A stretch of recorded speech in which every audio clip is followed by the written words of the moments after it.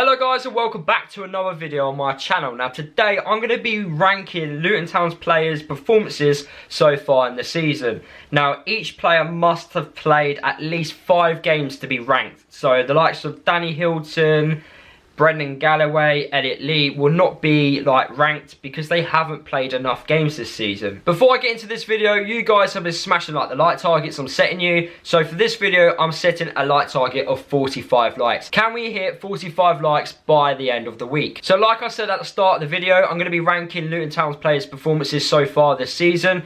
Now, how I'm going to be doing that is through a website called Tiermaker. I set up a template called Luton Town Players. And you guys can do this at home if you want to. And I'm going to be ranking Luton Town players from good to terrible. And yeah, every player must have played at least 5 times for me to rank them. So we're going to start off this video with Shinny. Now for me, I expected more from Shinny this season. Hasn't done it. He's only popped up a few times.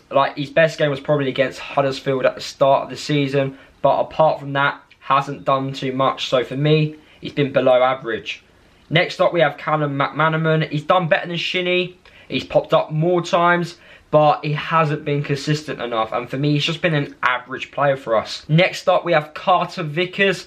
Vickers, for me, ever since we've signed him on loan, has been amazing. Every time he's played, he's done really, really well. So on that basis and on his performances so far this season, I have to place him in the good. Now, I'm not expected to put many players in the good tier, so don't worry about that. Next up, we have Dan Potts. Now, Dan Potts didn't really feature too much last year because of James Justin. So this year, it was his chance to show everyone what he can do. We've conceded a lot of goals this year. His performances haven't been the best. He's been injured quite a lot as well, so I'm going to have to say below average. Next up, we have Monck Ur. Now, apart from the Wigan game, he hasn't really done much. He's had a lot of sub appearances.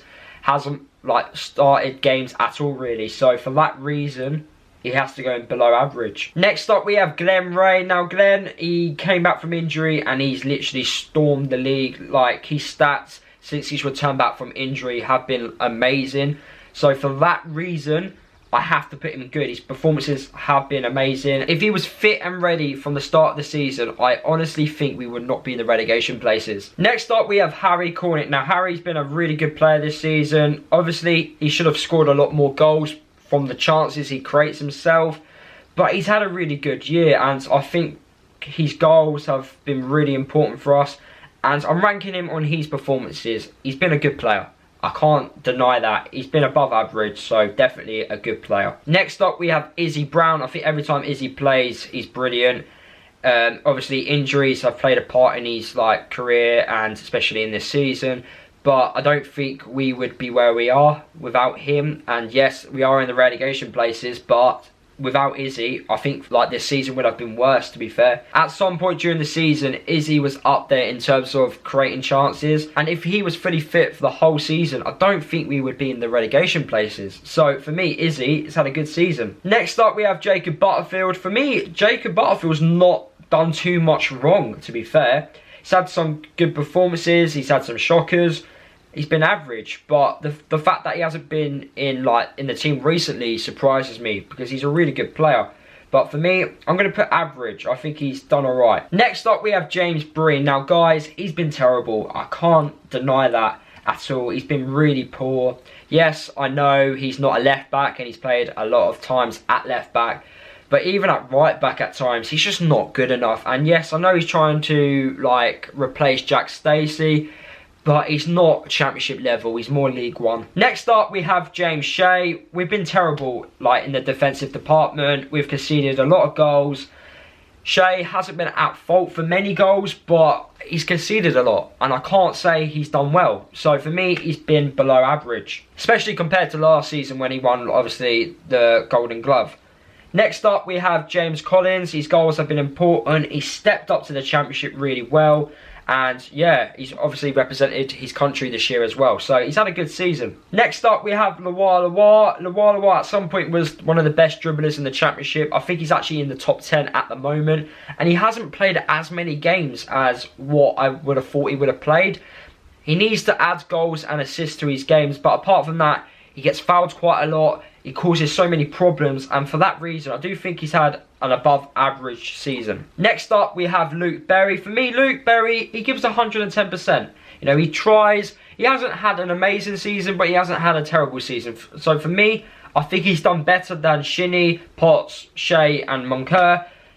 He's on level with Butterfield. He's had good games, he's had bad games. So for me, I would put average season. Next up, we have Bolton.